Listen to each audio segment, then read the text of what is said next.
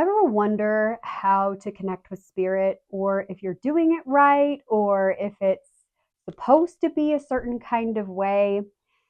I hope to demystify a little bit of that for you. Our engagements with spirit can be amazing and positive, or they could be really, really not so positive. So, today, let's talk about how to engage with spirit.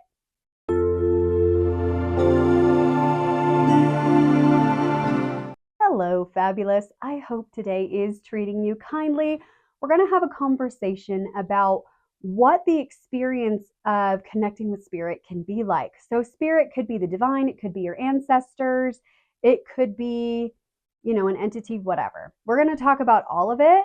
This is something that's been brought up by many of my clients, which I figured this would be a great place to kind of put some of this information to demystify it and also give you a safe space to gain information. A lot of folks are concerned and worried about being judged or afraid that they're losing their minds or something along those lines when they talk about these kinds of things. So I just want to provide some reassurance and again, give you a safe space and a little bit of guidance as to how to proceed. So before we get started, if you haven't already, please like, subscribe, and ring that notification bell so you can stay up to date on all my latest content. Also, sharing is caring. As always, I invite you to share these videos, anything that you find interesting or supportive to other people. Please do share that around because it helps them and it helps me. Also, comment below. Let me know how you're doing. Let me know what you need, what you like, what would best support you for where you are. So let's talk about engagement with spirit. What's interesting, I was listening to a podcast on Diary of a CEO recently where Dr. Amen it's Daniel Amen, was on the podcast talking about the SPECT imaging studies that he's done. There's another, I think, psychiatrist who he was discussing, and they were doing a bunch of brain scans and observed that there are neural pathways within the brain that light up whenever people have an experience with God, divine, universe, spirit, whatever you want to call it. So human beings have been hardwired, according to these studies, for the experience and expression of, divine interaction or spiritual interaction. So whether or not that means spirit or the divine, what have you, is a construct within the human mind or an actual real thing. Again, I'm not going to have that debate with y'all. You choose whatever belief system works best for you. I personally feel like it makes complete and total sense for us to engage with higher power, whatever that means for us. And of course, we would be hardwired to have that experience because how else would we have it if we weren't wired for it, right? Just like we're wired for all the other feelings. So, engaging with spirit, whether it's an interaction with your higher power, like whether you consider that your higher self, the universe, a deity, your ancestors, whomever, having these experiences can be very enriching and sometimes extremely enlightening. I know that I've talked about spirit guides a bit on this particular channel, and I love the engagement and the support and just the experience of being loved by beings outside of the physical realm, beings who are invested in who I am as a person, who I'm growing into, the direction my life takes. It just feels really aligned for me to have that level of engagement where you feel like you've got people, or maybe not even people, it could be animals, it could be whatever, the spirit of trees, rocks, whatever. It just feels really aligned to be supported with no agenda. And that's what I feel like spirit does. Spirit necessarily, or doesn't necessarily, want something out of you, just wants to be with you, just wants to support you and just hold you in a space of safety and love and acceptance and all of these beautiful things. That's the experience that I have when I engage with spirit. Now, I have had situations with folks and myself personally where the engagements were yuck. And this is the bit where it gets a bit woo-woo. So I've had clients who've asked me, like, I think I'm haunted. What do I do? And in the instances that I'm about to describe legit, real, for reals. There was something happening. There was some attachments there, some icky energy that that needed to be addressed. So we're going to talk about that too. So the best way to engage, I've found, with spirit is usually when you're in a space that's kind of calm, quiet, relaxed. In a lot of instances, I will kind of be in that between sleep and awake phase when I get a lot of messages from spirit. Sometimes it's kind of intermittent throughout the day when I'm busy doing kind of mindless chores like dishes or laundry or whatever. And you just get like this realization or a thought pops in your head and you're like, oh, thank you. Just got tapped on the shoulder. Hey, thanks for that. Um, or, for some reason, I was born under a water sign. So for some reason, whenever I'm in water, so whether I'm taking a bath or taking a shower or, sitting by a body of water outside, like I will experience a lot more spiritual engagement whenever I'm around water, which is fascinating to me and sometimes inconvenient. You don't always want to have conversations with spirit when you're in the shower. Because I've had that. I'm like, please, with love, can you just respect my space a little bit? And generally they will, for sure. The spirit will respect your space when you're in a situation where you need that space. So, with regard to the ick entities, well, let's finish the thought about the positive interactions first. You can have a conversation with spirit, however kind of way that, presents itself for you.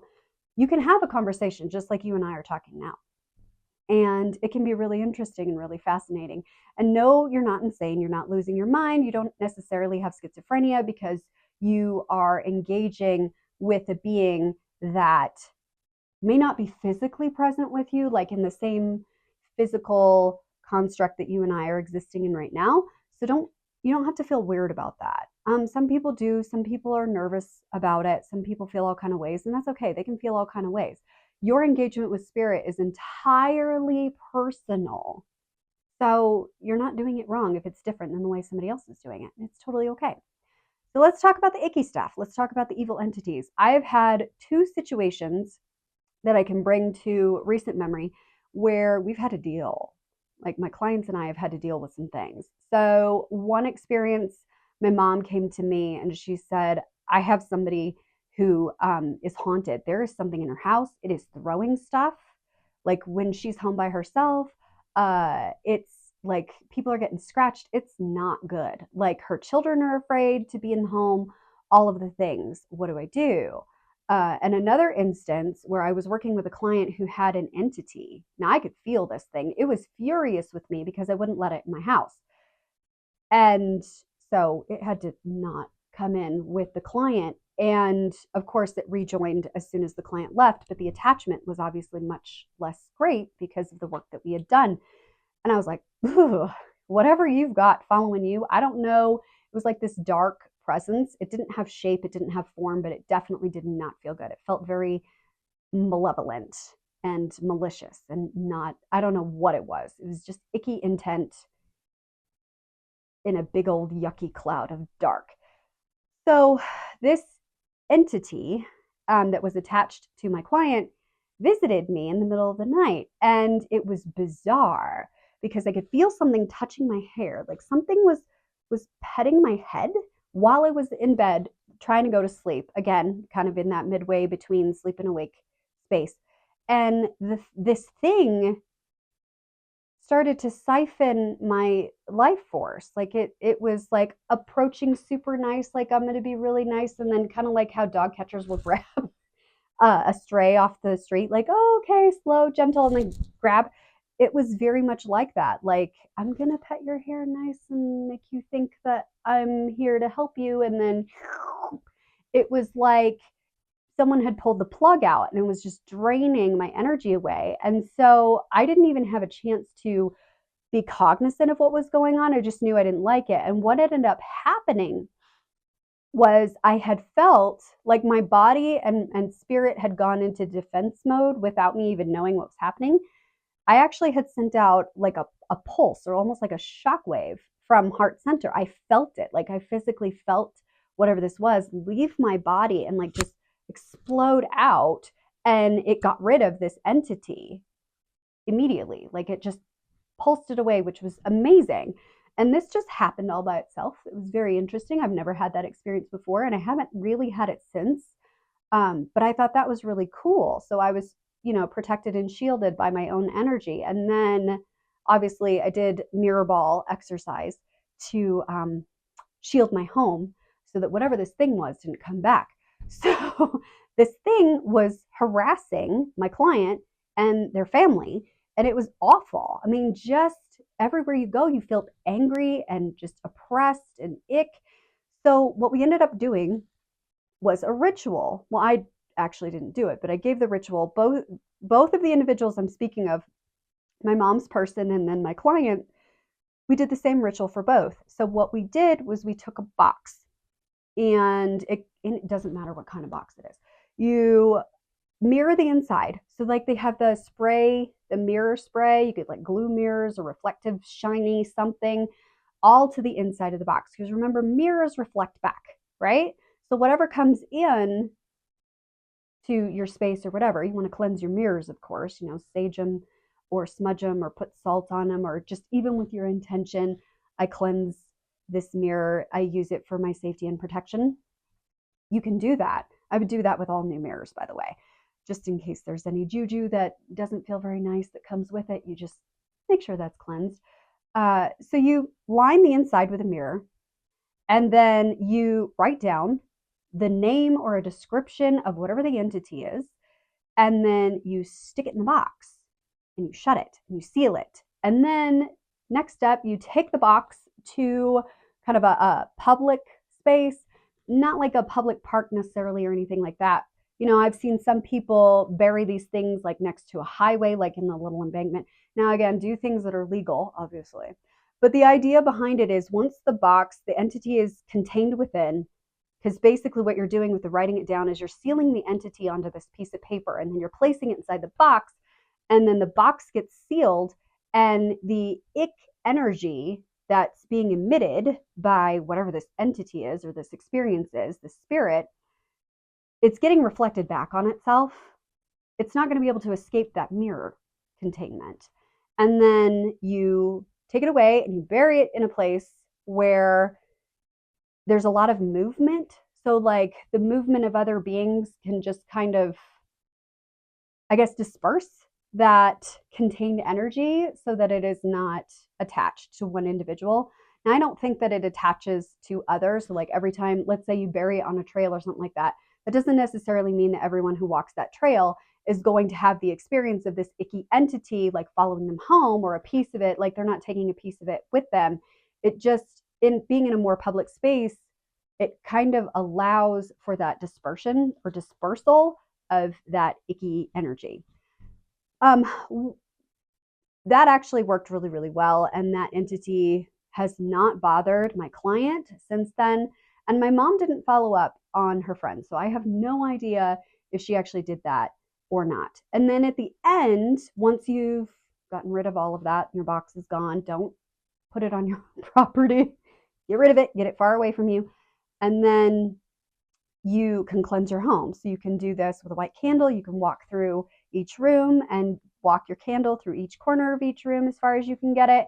And I cleanse this home with love and light. Some people do that with salt. So like they'll sprinkle salt in all the corners. They'll use a smudging stick, whatever speaks to you, and you just, wave that smoke around. Smudging stick, I cleanse this home with love and light. And that tends to work really, really well in terms of getting rid of whatever that was. So what I have since realized with regard to this type of ritual thing, it's a very physical thing, and it helps people to sever the ties between themselves and whatever the thing is. And if you have a thing, you don't have to feel any kind of way about that. I mean, obviously it's uncomfortable. Nobody likes to feel haunted or like there's a creeper who is constantly present and just making them feel really uncomfortable physically, mentally, emotionally, spiritually. If that's something you're experiencing, I'm sorry that that's happening. And you at least have some tools now that can help you cope with that experience. And if you have questions, leave it in the comments. You can send me a message, whatever you need to do. But yeah, you don't have to feel like I did something wrong to have this experience, or I made somebody mad, or any of those things.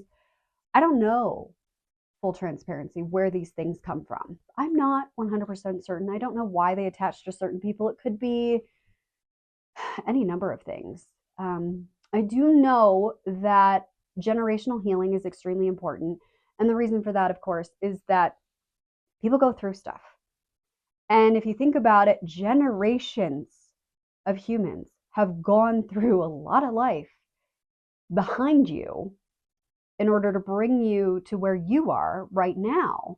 And if you've spent any time lifing on the planet and humaning and existing, then you know that life can get really rough sometimes. And so there's generations of all of that that we're carrying forward. The energy of all of that gets carried forward into our own lives, whether we're aware of it or not. So sometimes there's different individuals within our family trees that brings a lot of dark ick. And we don't have to take responsibility for that, but we can absolutely, I shouldn't say responsibility, we don't have to take ownership of that, but we can absolutely support ourselves in making sure that we're in the best position possible to be as well supported by spirit as opposed to being drained or maybe feeling compromised. So I hope all of that information helps you. Again, if you have questions, leave it in the comments below. Let me know what you're going through and how I can help. And thank you so much with Glitter on It for hanging out with me today. And I hope you have a sparkly rest of your day.